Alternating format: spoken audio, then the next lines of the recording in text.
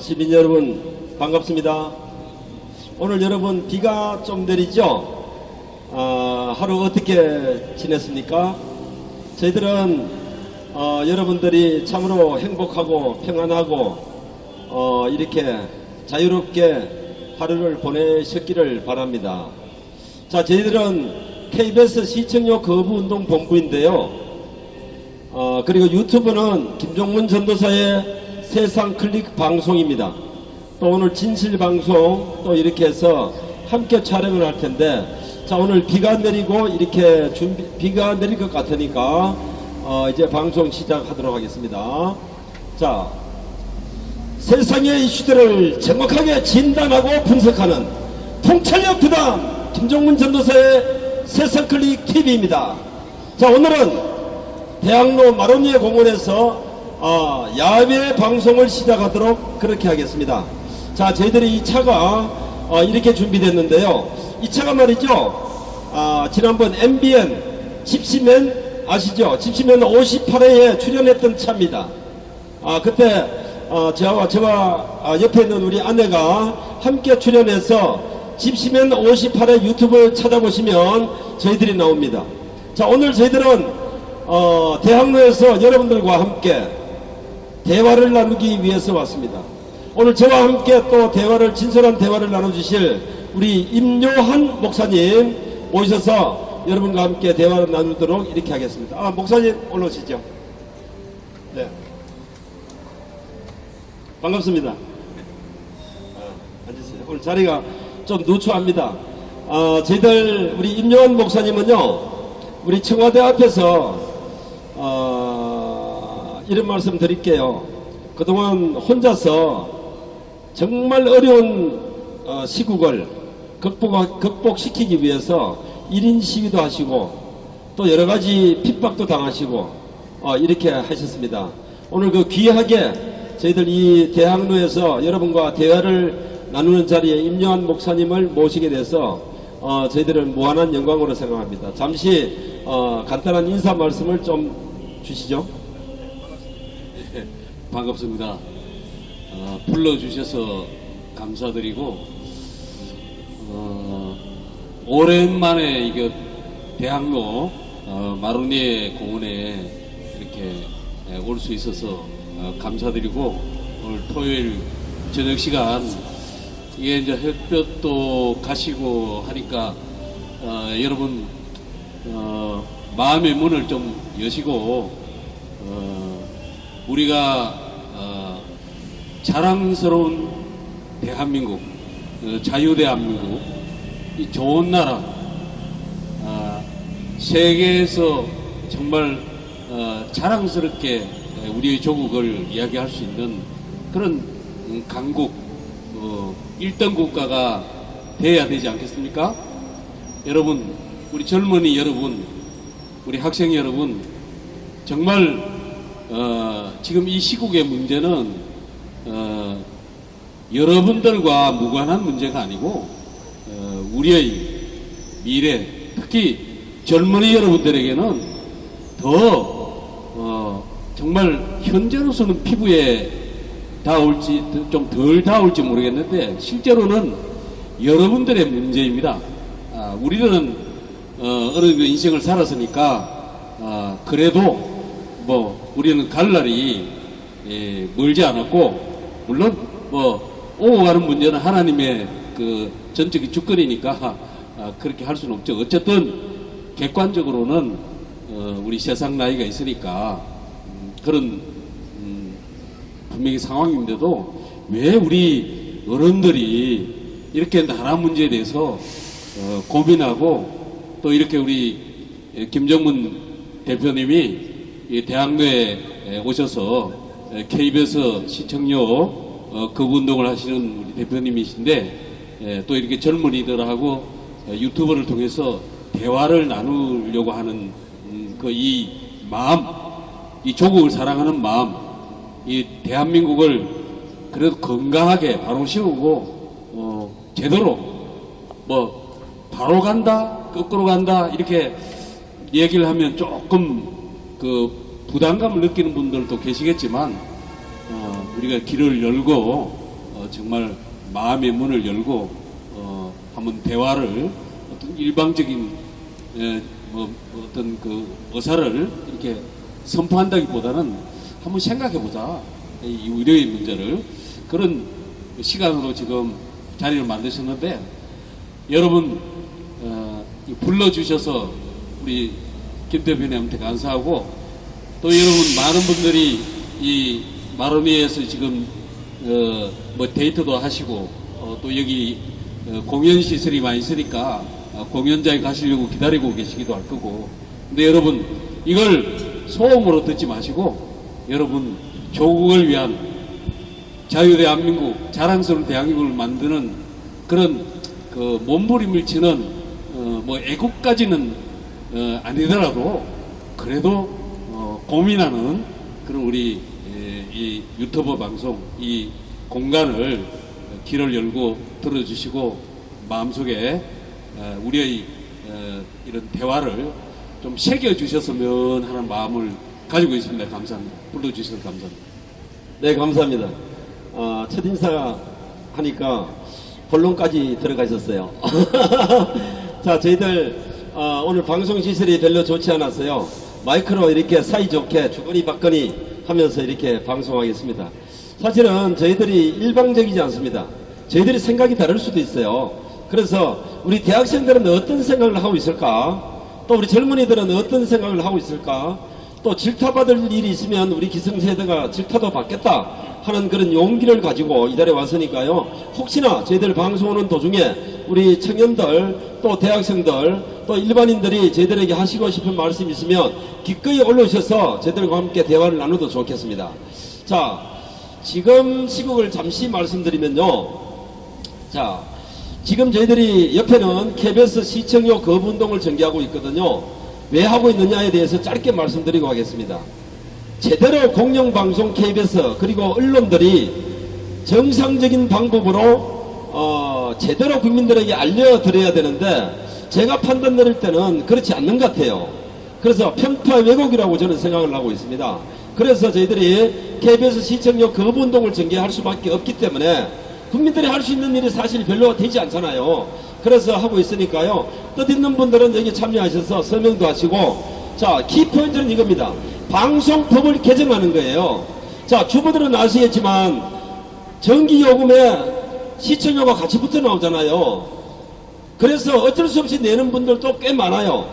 우리 청년들은 잘 모를 거예요. 전기요금에 시청료가 같이 나오는지도 잘 몰라. 그런데 제가 팁을 알려드리는 거예요. 오늘 알았으니까 이건 아니구나 하시면 또 저희들에게 공감을 형성해 주시면 됩니다. 자, 본론 들어갈게요. 지금 시국이 첫째는 우리 자유대한민국이 참 걱정스러운 부분이 많아요. 왜냐하면 우리나라 땅 위로 하늘, 바다, 또 물 속으로, 바다 속으로 멋대로 다른 나라 배가, 비행기가, 목선이 이렇게 막 왔다 갔다 하면 여러분 기분 좋겠습니까? 저는 좀 그것이 기분이 좀 나빠요. 여러분들은 어떤지 모르겠습니다만 지금 요 최근에 보면 북한의 목선이 여러 척 왔잖아요.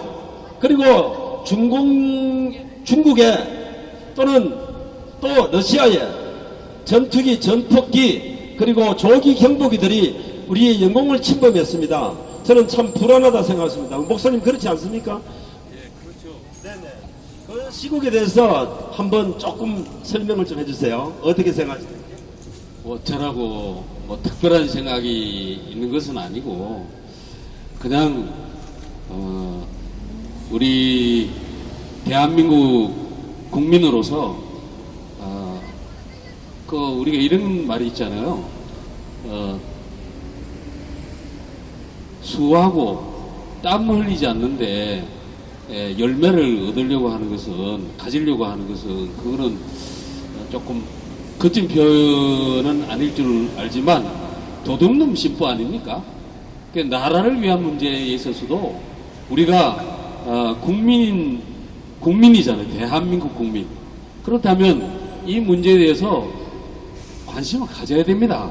주권자가 그냥 주권자가 아니고 국민으로서의 권리도 주장할 수 있지만 의무를 행할 때, 대가를 치를 때, 수고하고 땀을 흘릴 때 거기에 뭔지 우리의 공동체 대한민국을 지킬 수 있다. 근데 지금 여러분 좀 전에 우리 김 대표님이 말씀을 하셨는데 뭐 그야말로 땅, 바다, 이루 말할 수 없이 그저께 지금 한 일주일간에 미사일이 북쪽에서 김정은이가 미사일을 막 쏘고 또 일본에서 지금 그 수입 규제는 화이트 뭐랍니까? 화이트 리스트 그걸 결정해가지고 우리 대한민국을 아예 A급에서 B급으로 이렇게 전락시키고 이렇게 하는 것은 이건 매우 위기입니다. 그 위기인데 이 부분에 대해서 그냥 막연하게 무슨 반일 적인 그런 캠페인을 한다든가 불매 운동에 그렇게 마구 박수 치는 것도 물론 필요하겠죠. 그런데 그보다는 좀 근원적으로 이 문제가 왜 생겼는지 미사일 쏘는 문제나 아니면 화이트 리스트 문제나 또 요즘 지소미아 무슨 한일 정보 공유 협정인가요? 이런 문제 이런 것을 우리가 전문의로서 또 국민으로서 가장 초보적인 단계 그 근원부터 고민해야 되지 않겠어요? 근데 정말 왜 이렇게 깝깝하고 답답한지 모르겠습니다. 네. 지금 목사님께서 벌써 경제 문제 가셨는데요. 이 부분 대해서 반응을 보이는 우리 젊은이가 한 분 계셔서 제가 이 말씀을 좀 더 드릴게요. 저희들은 친일파가 아닙니다. 제 옆에 있는 우리 아내의 할아버지는 김기현, 여러분 지금 유튜브 찾아보세요. 아니면 이렇게 인터넷 찾아보시면요, 김기현이라고 독립유공자가 계십니다. 이분이 바로 우리 집사람의 할아버지예요. 그래서 할아버지가 유공자라 해서 그 손자가 친일파가 아니라고 친일파냐 아니냐에 대해서 논리는 아닙니다만 저는 친일파가 아닙니다. 지금 대한민국이 일본을 좋아하는 사람 사실 얼마나 되겠어요. 또 축구를 하면 북한하고 일본하고 하면 북한을 응원하지 일본을 응원하겠습니까? 북한하고 미국하고 하면 북한을 응원하지 미국을 응원하겠습니까? 전 그렇게 했어요. 그런 것이 우리나라의 정서인데 지금 보면 대부분의 사람들이 지금 정부를 비판하면 다 친일파야. 이건 좀 문제가 있지 않느냐 저는 이렇게 생각하거든요. 그래서 좀 전에 우리 젊은이 한 분이 저희들 이 불매운동 말씀하니까 반응이 딱 이렇게 보이셔서 제가 거기서 미끼를 딱 물었습니다. 그래서 제가 답을 드린 거니까요. 오해하지 마시고 들으세요. 저는 친일파가 아니고 대한민국이 잘 되기를 바라고 미국에 대한 응징을 했으면 좋겠어요. 그런데 지금 대한민국이 하는 방법이 잘못됐다는 거죠. 저는 그걸 얘기하는 겁니다. 그동안 친중 정책, 반미 반일 정책을 한 결과가 지금의 경제 전쟁이 일어난 거 아닌가? 이겁니다. 그에 대해서 하는 거기 때문에 우리는 외교 방법을 좀 바꿔야 되겠다는 쪽에서 접근하고 싶은데, 혹시 우리 저 앉아 계시는 대학생들이나 우리 청년들 분들 중에서 아니야 난 당신네들 그 말하는 것이 틀려서 하시는 분 이리 오세요. 오시면 저와 대화를 좀 나눠봐도 괜찮아요. 네. 전 그렇게 이제 방송을 시작하는 거니까요. 일방적으로 내 생각이 맞다 이건 절대 아닙니다. 제 생각이 다를 수도 있어요. 네, 그런 거 아니겠습니까? 아, 맞습니다. 네네. 자, 그리고 다시 이제 안보 문제를 갈게요. 그동안 미사일이 안 날아왔어요. 문재인 정부가 참 잘했습니다. 문재인 정부가 어떤 시기든 취임하고 3년 동안 뭐 초반에는 미사일이 좀 날아다녔는데 북핵 문제를 거론하면서 그동안 미사일이 없었습니다. 그런데 요즘 와서 이제 기다렸다는 듯이 그동안 하지 않던 미사일이 하루가 다르게 그냥 날아다닌단 말이죠. 그런데 이 문제를 저희들은 어떻게 접근하냐면 본래 북핵 문제 접근 방식이 잘못됐다라고 얘기하는 거잖아요. 목사님 그렇게 생각하시죠? 그렇죠. 예. 네, 그래서 저희들은 이제 안보 문제도 힘 있는 가운데 안보가 지켜지는 것이다, 평화가 있는 것이다 이렇게 하는데 무조건 내어주고 양보하고 약하게 보이는 것만으로 되는 것이 아닌데, 이제 그동안 참고 참았던 미사일이 지금 날아오는 거예요, 한꺼번에. 그런데 우리 정부는 어떻게 하고 있습니까? 한동안은 불상의 발사체라고 했습니다. 미사일이었거든요. 그 다음에 지금은 탄도 미사일이라고 합니다. 그런데 북한에서는 우리는 미사일이 아니야, 장사등포야라고 합니다.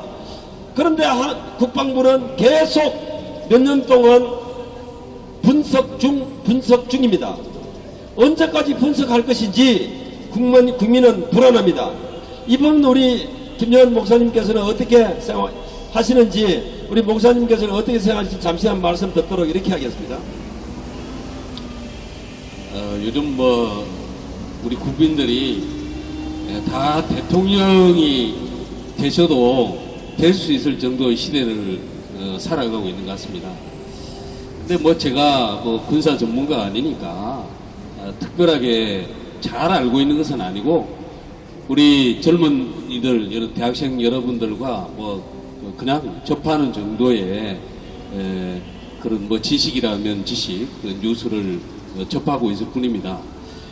네, 이 본질적인 문제인데요. 우리가 어떤 국가라는 공동체가 유지되기 위해서 가장 중요한 것이 국가의 안위입니다. 안보입니다. 이게 전제되지 않고서는, 그것이 먼저 선행되지 않고서는 우리가 자유를 누릴 수도 없고 제대로 경제생활도 할 수 없고 그렇게 되거든요. 마치 우리가 생활하는 데 있어서 내가 열심히 살아간다고 열심히 땀 흘리며 수고한다고 해서 내 삶이 보장되고 보호되고 그런 것이 아니죠. 근데 깡패가 칼을 들고 위협을 하면서 우리 세상말로 말이죠, 그 노점상에 삥 뜯는 그런 식의 모양이 국가 안보가 되어 있다면 이거는 우리 심각한 문제가 아니겠습니까? 그런데 지금 우리는 핵을 지금 머리에 이고 있다고 합니다. 그것 때문에 벌벌 떨면서 김정은이한테 우리 문재인 권력이 머리를 조아리는 그런 모양새가 돼 있는데, 근데 거기에다가 그냥 무자비하게 며칠 만에, 일주일 아닙니까? 일주일 만에 미사일을 3번씩 쏘면, 그렇습니까? 그렇게 쏘면 이거는 말하자면 마치 깡패가 뭐 비유가 너무 이렇게 그 적절한지 모르겠는데요.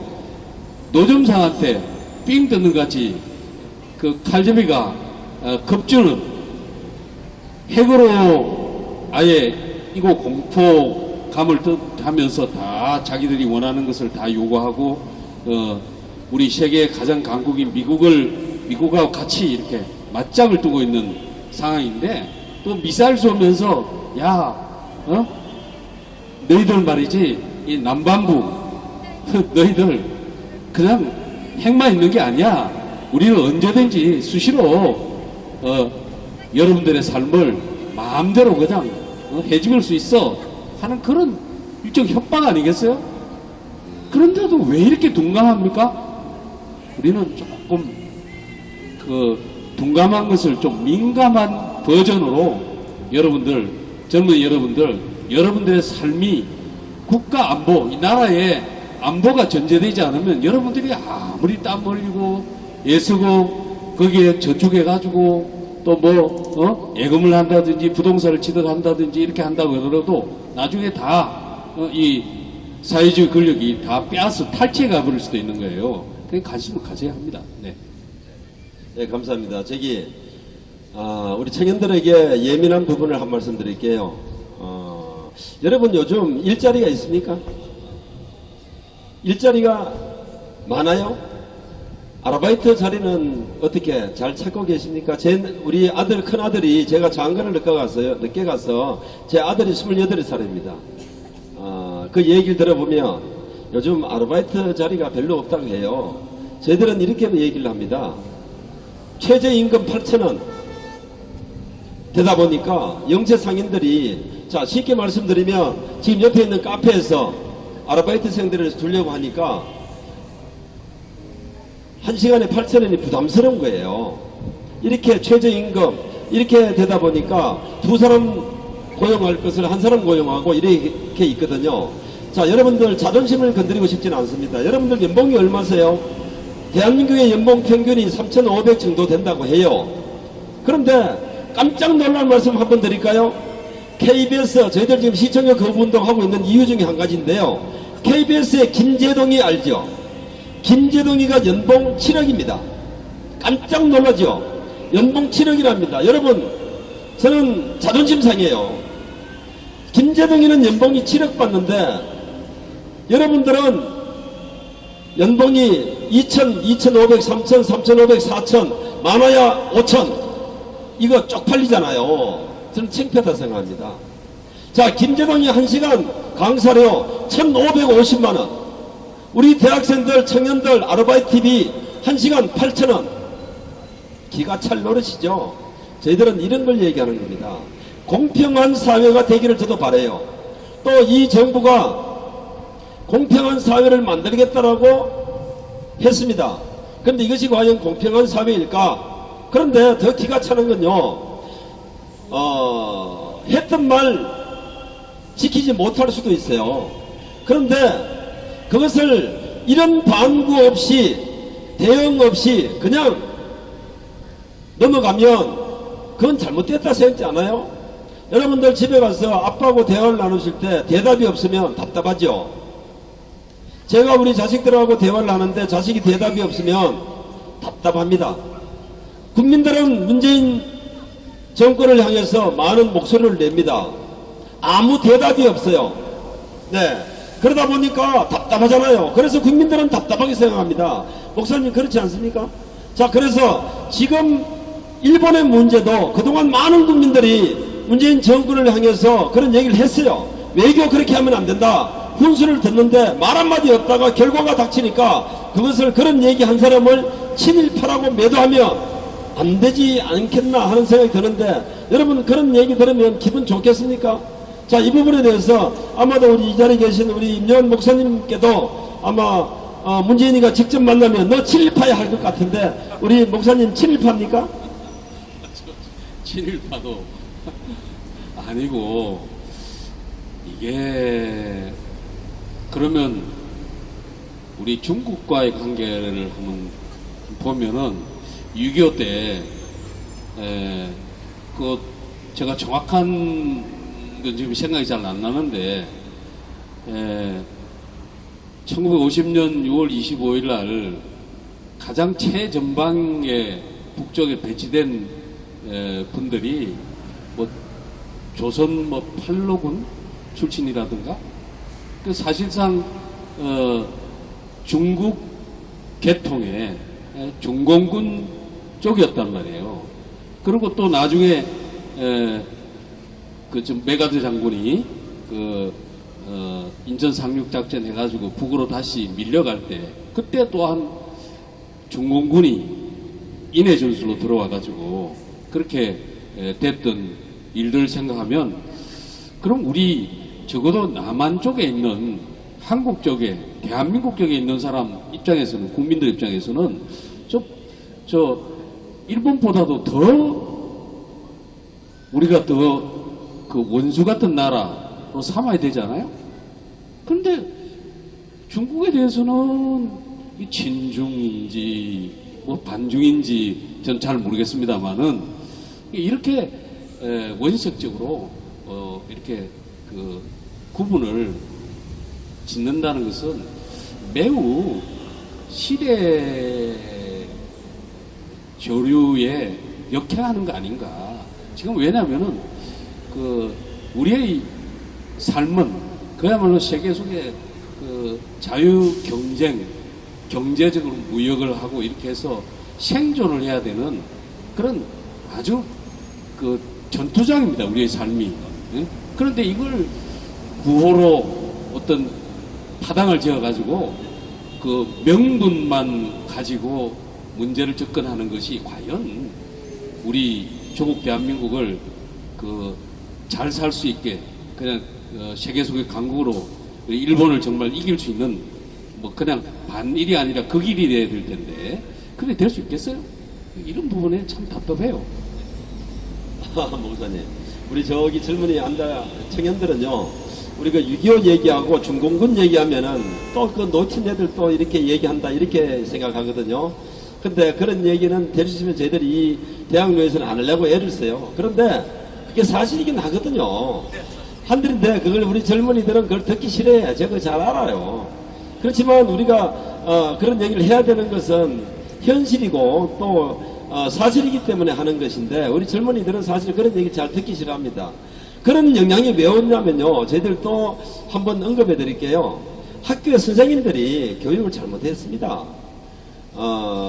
왜냐하면 학교에 가면 전교조가 있잖아요.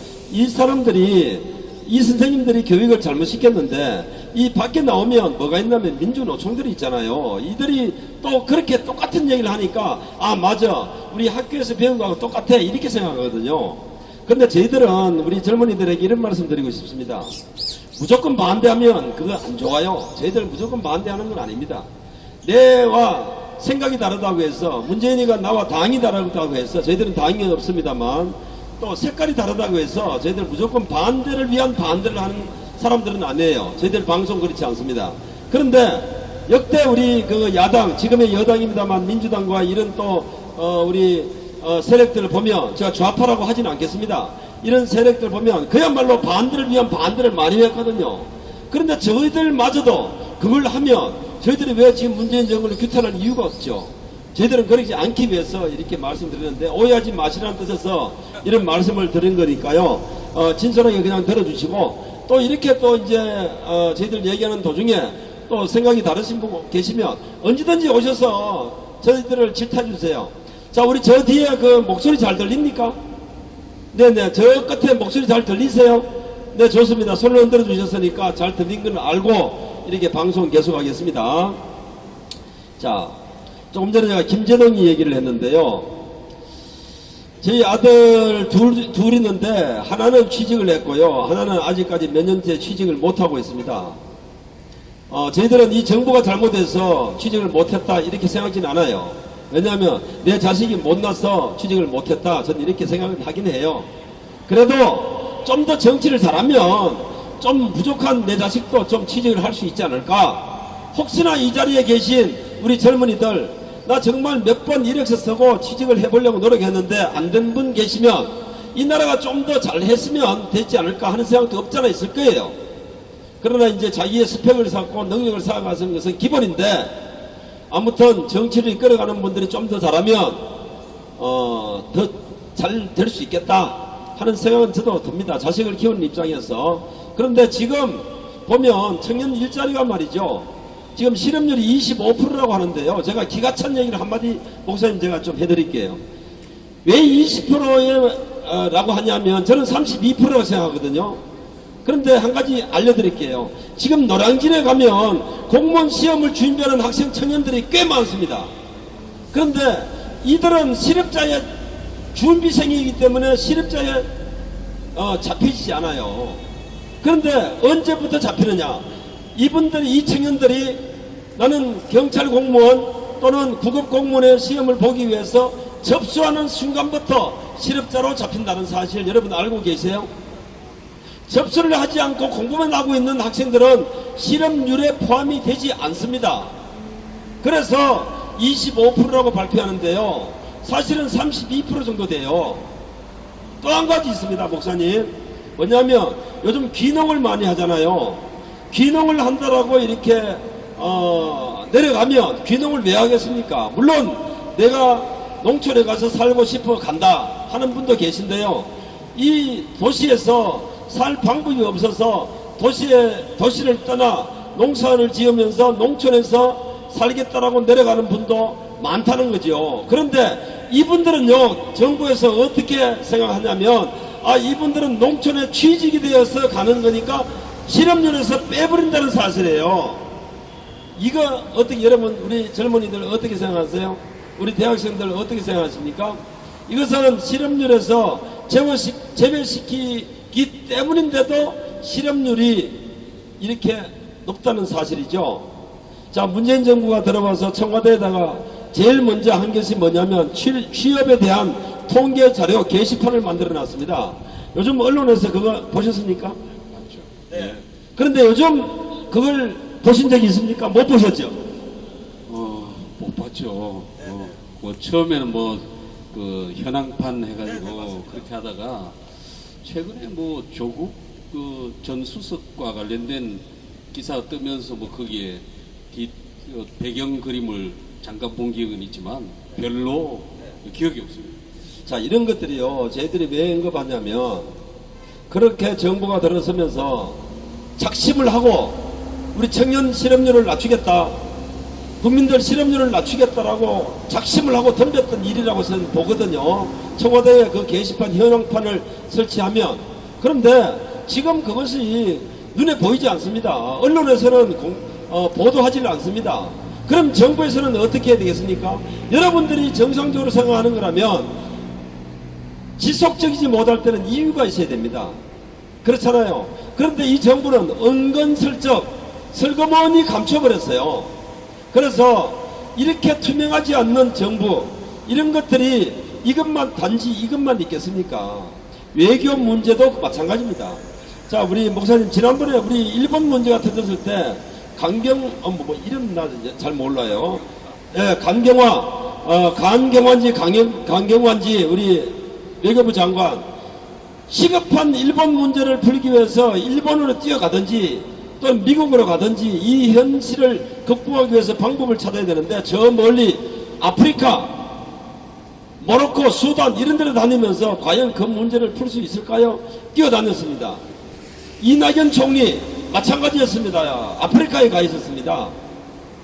저라면 이런 문제가 생겼으면요, 일본으로 뛰어가든지 아니면 아예 정부에서 그에 대한 고민을 해야 되는 것이 맞다고 보거든요. 그런데 그 과정 없이 아프리카에서 우리 국민들이 어떻게 되든 떠났었습니다.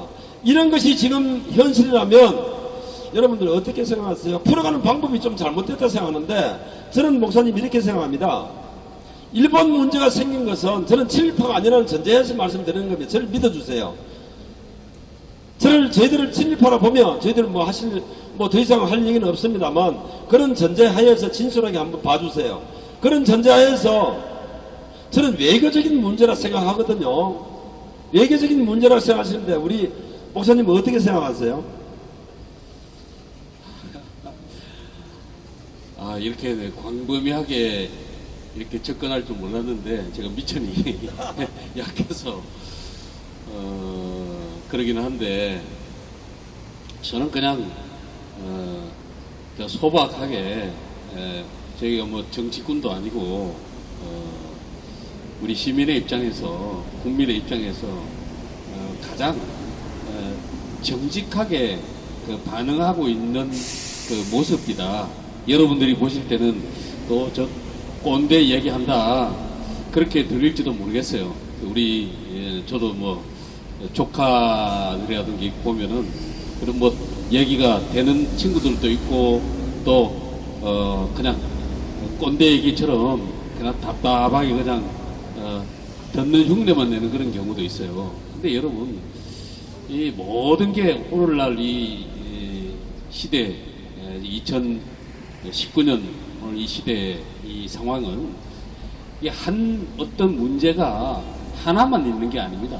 완전히 스테레오로 그야말로 모든 것이 총체적으로 이렇게 접근이 되고 거기에 대한 그 진단이 이루어져야 하고 거기에 처방이 제대로 되고 그리고 또 거기에 뭐 수술을 하든 약을 투약하든지 이렇게 돼야 됩니다. 우리가 이 시국 문제 지금 방금 우리 김 대표님이 그 외교 문제를 얘기하셨는데 근데 만약에 이렇게 한번 비유를 해보자고요. 불이 났어요. 불이 났으면은 불을 꺼야 되는데 양동이라도 들고 불을 꺼야 되는데 엉뚱한 데 가가지고 그죠? 거기서 뭘 하는지 불 끄는 연구한다? 그 불 끄는 매뉴얼 그 찾아서 하는 그런 모양이 아닐까요? 간경화 뭐 외교부 장관인지. 근데 우리가 한일 문제는 이거 바로 현재 이 시간 이미 그것이 뭐라고 할까요? 여러분들 제가 용어를 포태가 돼 있었던 이 문재인 권력이 출발하면서 이미 여러 가지 조짐이 있었습니다.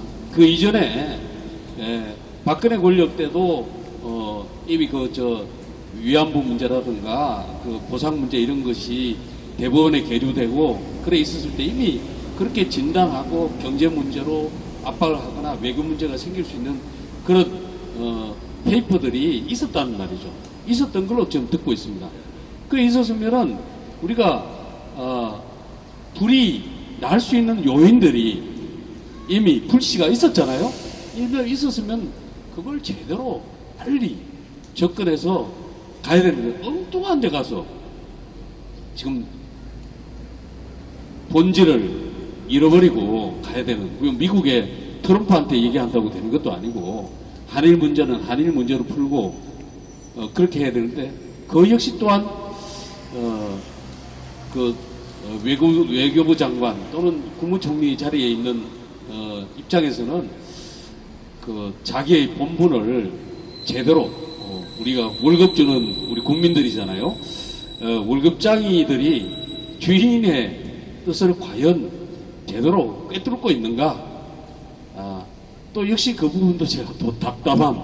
이게 너무 아닌 게 아닌 거니까. 저건 우리가 리더라는 것은 어떤 거냐? 우리 평균적인 우리 시민 국민들보다는 더 미리 그 부분을 발견하고 진단하고 대안을 제시하고 이렇게 해야 되는데 우리보다도 더 지도자 리더라고 하는 사람들이 우리보다도 뭐 심지어 말하면 못난 것 같아요.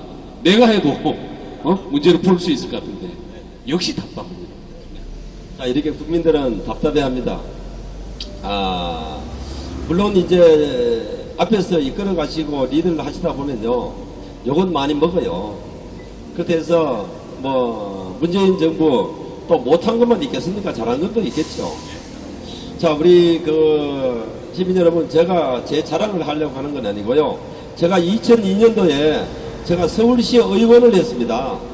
예, 서울시 의원을 하다가 저는 그래서 이제 그 행정을 제가 좀 해봤거든요. 정부 살림살이까지는 몰라도 서울시 살림살이까지는 제가 좀 압니다.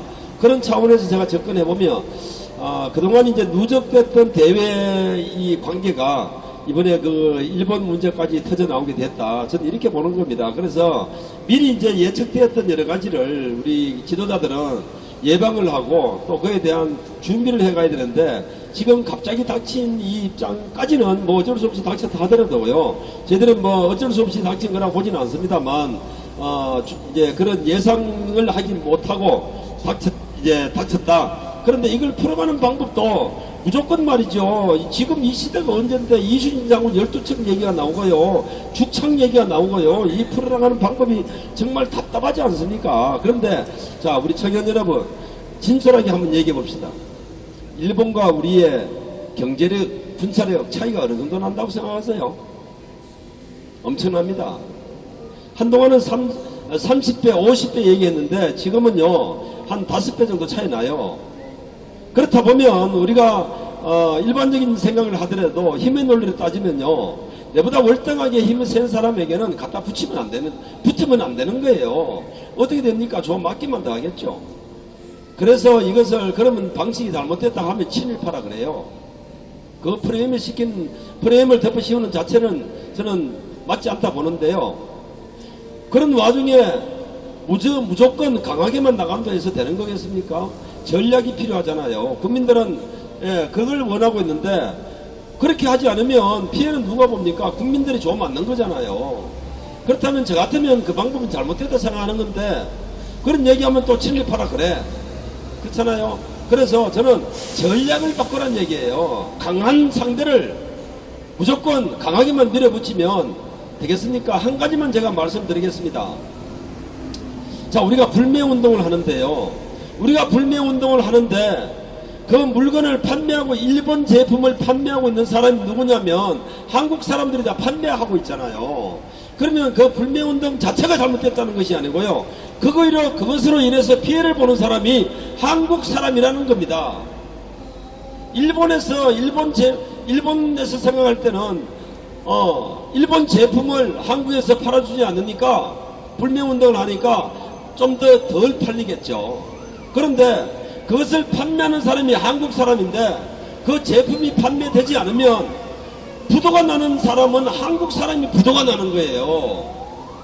이것을 저희들은 지적을 하고 있는 겁니다. 그래서 무조건적인 불매운동은 전략상 우리가 고려를 해봐야 될 문제다. 저는 이렇게 생각하는 것이거든요. 그리고 매출로 따지면요, 일본 입장에서는 한국 사람이 팔아주지 않는다 해서 그 일본에 부도가 나는 기업은 한 군데도 아마도 없을 겁니다. 그런데 한국의 기업들 또는 외국 차를 판매하는 대리점 다 부도 날 겁니다. 그러면 저와 여러분들의 이웃들이 부도가 난다는 사실이죠. 그러면 우리가 무슨 히든 카드를 꺼내놓을 것이 있어야 되는데 우리가 예를 들어서 일본에 강력한 어떤 이 뭔가가 있어서 우리가 수출을 하지 않으면 일본이 거기 마비되는 것이 있어야 되는데 솔직히 말씀드려서 우리나라에서 그렇게 치명적인 타격을 줄 수 있는 것이 없잖아요. 오늘요, 자 이렇게 생각해 봅시다. 불매운동을 하고 있는 그 현장에 촬영을 하고 있는 그 카메라가요 손입니다. 자 어떻게 생각하세요? 불매운동을 하고 일장기를 발로 밟고 찍고 있는 그 현장을 촬영하는 카메라가 어디 제품이냐면 일제라니까요. 손이라니까요. 이거 좀 아이러니하지 않습니까? 엄밀히 따지면 지금 그것이 우리의 현실이라면 여러분들은 어떻게 생각하십니까? 이건 우리가 깊이 한번 생각할 필요가 있다고 저는 이렇게 생각합니다. 자, 그래서 우리가 꺼낼 수 있는 것이 아무것도 없다 보니까 히든 카드라고 꺼낸 것이 뭐냐면 지소미아입니다. 지소미아, 좀 전에 우리 목사님께서 말씀하셨는데요. 지소미아는 한일 간의 안보상 필요해서 정보를 공유하는 거잖아요. 그런데 우리 한번 여러분들 생각해 보세요. 우리가 정보를 생산해내는 것이 많겠습니까? 일본이 만들어내는 것이 많다고 생각하세요. 기술력을 보면, 정보력을 보면 우리보다는 월등하게 일본이 인공위성이 수십 개가 되기 때문에 우리는 하나도 없잖아요. 그래서 우리가 지금 쏴올린 인공위성 뭐가 있습니까? 그것은 과학기술을 연구하기 위한 위성이에요. 이것은 군사 목적으로 활용되는 위성이 아닙니다. 착각하면 안 됩니다. 하나도 없는데 누가 더 정보력이 있다고 생각하세요? 그래서 지소미아 카드도 함부로 꺼내면 안 된다. 또 왜 한 가지가 있냐면 미국이 연관이 되어 있습니다. 한미연합 체제를 깨닫는 겁니까? 자, 우리나라 입장에서 국방 예산은 얼마입니까? 주한미군의 힘을 빌리지 않으면 과연 우리의 능력으로 핵무장된 북한을 막아낼 수 있다라고 여러분 생각하세요? 자, 현실적으로 어려운 문제는 히든 카드로 꺼내면 안 된다라고 생각하는데, 자, 마지막으로 오늘 목사님, 일본과 우리 한미일 안보 문제에 있어서 공조 체제를 만약에 허물어뜨려 버리면 우리에게 올 수 있는 예상되는 그런 문제들이 있지 않겠습니까? 그 부분에서 오늘 마지막으로 한번 언급해 주시죠. 그 말씀드리기 전에 제가 생각이 나서 먼저 말씀을 좀 드리고, 여러분 어떤 문제를 접근할 때 전략적 접근이 있고 감성적 접근이 있다고 봐요. 그리고 또 표현을 이렇게 할 수도 있을 거예요. 포지티브 전략과 네거티브 전략, 이렇게 말할 수도 있습니다. 근데 우리가 지금 뭐 경제 문제나 안보 문제나 뭐 외교 문제나 뭐 우리 사회에 지금 노정된 여러 가지 문제, 이것도 사실은 전문가 그룹에 맡기게 되면은 합리적인 그런 대안이 나옵니다. 근데 이게 너무 정치 쪽으로 이념적으로 이렇게 편가름하듯이 어떤 당락적인 측면에서 당략적인 그런 측면에서 접근되니까 이게 앞이 안 보이는 거예요. 지금 우리 지금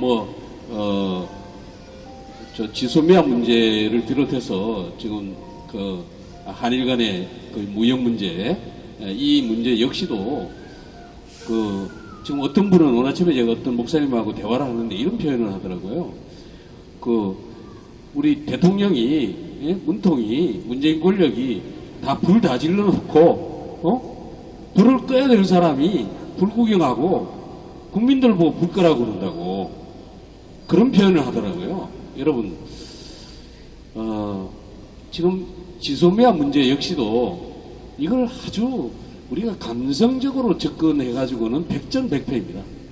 아주 냉정하게 전략적으로 포지티브 전략으로 가야 합니다. 우리가 무슨 무역거래 관계든지 우리 개인적인 관계도 마찬가지입니다. 감정적으로 감성적으로 접근해가지고는 결코 그 게임에서 승리하지 못합니다.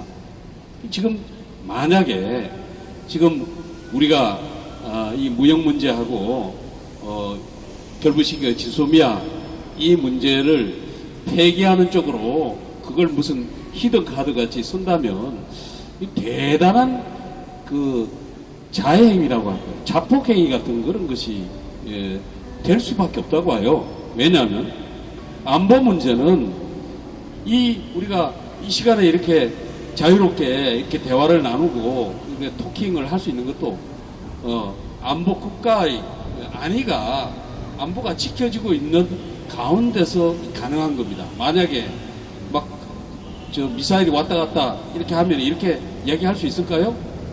헌법에 아무리 집회 결사의 자유가, 구현의 자유가 있다 할지라도 이걸 할 수가 없지 않겠어요? 그래서 지금 안보 문제와 관련된 부분은 경제 문제보다도 더 냉정하게 이 문제를 접근해야 되지 않을까요? 우리 김 대표님이 말씀하셨듯이 만약에 이 지소미아 문제를 우리가 문재인 정부가 생각하는 것처럼 히든 카드로 선다고 하면은 그야말로 우리는 나라를 망하게 하는 쪽으로 동북아 질서, 이 안보, 미국을 주축으로 한 어떤 안보 질서가 아주 균형이 무너지는 정도가 아니라 근본이 무너지는 그런 결과를 가지고 올 수 있다고 봅니다. 그래서 이거는 우리가 냉정하게 접근하고 신중하게 가야 될 문제지 감정적으로 감성적으로 어떤 뭐 민족주의 이런데 접근해 가지고 들어간다는 것은 매우 위험한 접근이다 그렇게 생각합니다. 감사합니다. 우리 목사님 생각이나 뭐 제 생각이나 또 어쩌면 우리 표현하지 않는 우리 청년들의 생각일 수도 있습니다. 아무튼 뭐 잘 하시겠죠. 잘 하시겠죠. 이 정부가 잘 하려나 믿습니다. 우리 국민들이 당연히 힘을 밀어드려야죠. 힘을 밀어드리고 하지만 때에 따라서는 잘못된 선택을 할 때는 또 따끔하게 우리의 뜻을 전달할 수도 있어야 된다. 저는 이렇게 생각하는데 따지고 보면요. 그 얘기를 해도 저는 참 비관적으로 생각하는 것이 뭐냐면 잘 안 들어요. 안 듣기 때문에 이 목소리가 얼만큼 전달될지는 모르겠습니다만 아무튼 그렇게 기대를 합니다. 예, 목사님 오늘 긴 시간 동안 이렇게 오늘 뭐 좀 어설픈 방송입니다. 오늘 첫 번째 방송을 야외 방송을 하다 보니까 부족함이 있었습니다만 목사님하고의 말씀은 오늘 여기서 끝내도록 하겠습니다. 네, 그래요. 또 마지막으로 우리 목사님 한 말씀 짧게 듣고 또 제가 이제 마지막 전의를 하고 이렇게 방송을 마치도록 이렇게 하겠습니다. 여러분, 우리 사회가 참 지금 혼돈 상태에 있습니다. 젊은 여러분, 우리가 젊은 여러분들 뭐 사랑을 한다잖아요. 연애를 한다든지 이래 하면은 그래도 뭔가 사람이 살아나가면서 하나님이 주신 이런 사랑할 수 있는 어떤 축복이라고 할까요? 이런 부분이 그 근본이 제대로 돼야 됩니다. 그것이 되지 않으면 결국은 그 결과도 좋은 결과가 나올 수가 없습니다. 정치도 마찬가지고 또는 언론도 마찬가지고 또 야당도 마찬가지고 야당은 야당다워야 하고 또 뭐라고 할까요? 그 언론은 언론다워야 합니다. 그런데 이게 안 지켜지잖아요. 지금 KBS 시정이 거부운동을 하고 있지만 우리가 언론이 본래 언론은요 비판적인 접근을 하는 게 기자들의 속성이 언론의 속성이에요. 그리고 권력에 대해서 되게 저항하고 반대하는 그런 활동을 하는데 희한하게 자 이제 집회를 마치고 야경을 촬영해 봅니다. 여긴 대학로 마르네 공원입니다. 네. 아 정말 멋있어요. 많은 시민들이 여기에 시원한데 나와서 한간 시간을 보내고 참으로 평화롭습니다. 그런데 이들의 국민들 어떡합니까? 지금 정치가 돌아가는 걸 보고 정세를 보면 참으로 불안한데 이들을 어떡합니까? 걱정이 안 될 수가 없습니다.